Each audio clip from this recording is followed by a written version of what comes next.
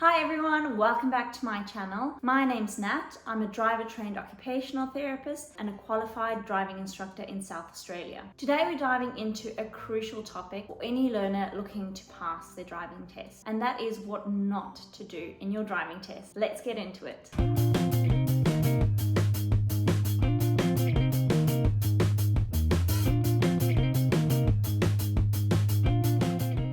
So, knowing the common pitfalls is really extremely valuable in knowing what to avoid during your test. It can be the difference between a hard, immediate fail or passing it with flying colors. First up is preparation mistake. Now, I see a lot of learner drivers wanting to book and do their driving test as soon as possible because they've driven with friends and family and they feel like their driving skills are good enough to pass their test. I get it. You want to book your test as soon as possible and get it over and done with. Now, you might be a really good driver, but that doesn't necessarily mean that you are driving test ready. I highly recommend taking your time, preparing well, so that you are confident and competent during your test. A lot of driving tests have really specific requirements, and not having done any formal lessons is most likely going to result in a fail. So make sure you are preparing to not only be a good driver, knowing the requirements and preparing for that exact scenario. So make sure you either have really done your research in terms of the test requirement, or you have done at least a couple of lessons with a driving instructor in your area so that they can teach you and show you what is going to be expected. Next up is mindset and confidence. It's completely natural to feel quite nervous on the day of your test and during your test. But here is going to be the difference. If you generally know how stress and anxiety impacts you and how it actually impacts your driving specifically, you can prepare for this, and you can also practice stress management techniques that work for you. So avoid just jumping into your test, never having practiced a test scenario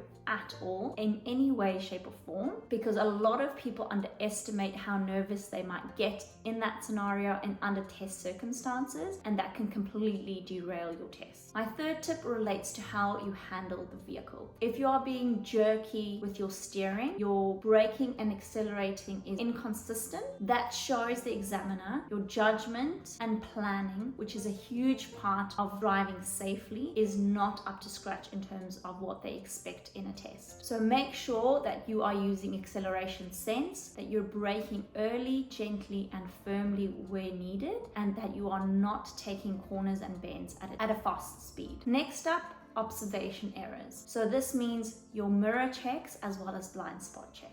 Each test requirement is different, but most likely you're going to need to do mirror checks and blind spot checks as often as possible to make sure that you are aware of everyone around you. That includes vehicles, cyclists and pedestrians. At any point that you're driving in a dangerous manner, which includes missing blind spot checks, that could result in immediate fail. Communication mistakes. Listening and following the instructions of the examiner is really important. I know you're under a lot of pressure, but make sure that you're listening to their instructions so that there isn't any miscommunication. If you don't understand the instructions, make sure that you ask politely for them to clarify. Don't just ignore instructions or forget to acknowledge them. Showing the examiner that you're listening, that you're attentive and respectful, can really create a good vibe in the car. And lastly, not knowing your road rules. So I know you've passed your learner's test, that's great, but make sure that you're brushing up on your road rules as you're doing lessons with friends, family members,